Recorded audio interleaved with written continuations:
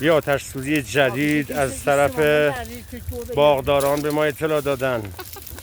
امیدوارم که باغداران انگوراشون نسوخته باشه. کلی تلفاتی که حاصل شد. بریزید این مبلغات این چه نه بابولاریا کاملا محصولات از لطف اوژانس آقای اصغر فراهانی خودشو رسونده اینجا که اگه تلفاتی زخمی چیزی بود جنگی در خدمت این باغداران باشه. باغداران دارن انگور میشینن. خسته نباشید باغداران. خب یه خبری یه گزارشی درباره این آتش سوزی به ما بده آقای فراهانی. با حمایت برادران گرامی زنگ زدیم از اوژانس 115 از ملایر تشریف بردن.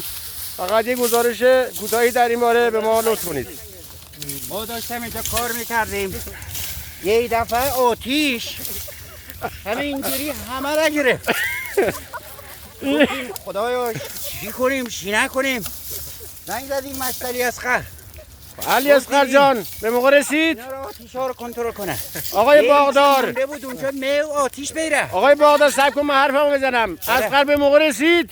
اینا به موقع رسیدن ولی ما که آتیش نشانی اشتباهی زنگ زده بودیم. حریت ها باید زنگ می‌زدیم آتیش نشانی.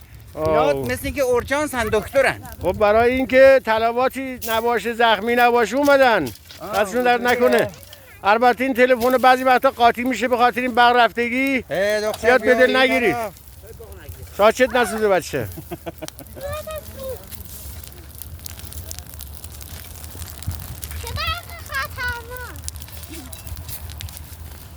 گزارش بده آقای ماهان آتیش به تو چیزی نکرد اثر نکرد گرماش.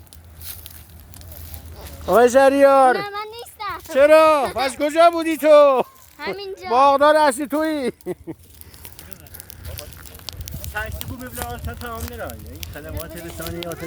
آقا درباره این خدماتت یه ذره به ما بگو. چرا فرار میکنی از جلوی دوربین؟ دلیل نبودن امکانات.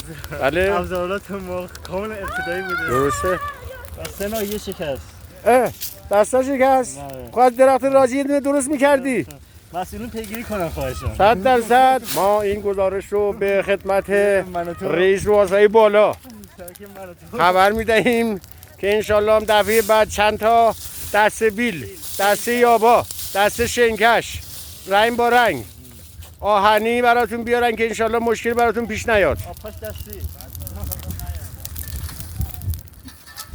با کمال تشکر از آقایانی که از تهران تشریف بردن برای اینکه این آتیش رو خاموش کنن. آره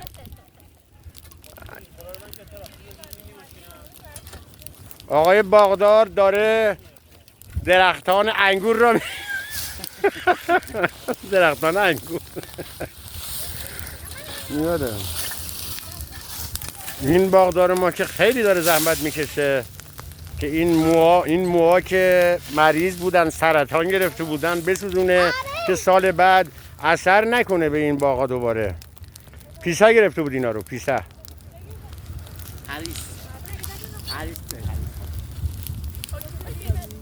آقای حاجی محمد تشریف نیاورده بود وگرنه نمیذاشت این آتش سوزی به وجود بیاد به وجود. باریکلا اصلا به شدری نمدی yer şirabur müştele bab cebeleden donası. Abi cebele ya va. Alem burada görsen mi?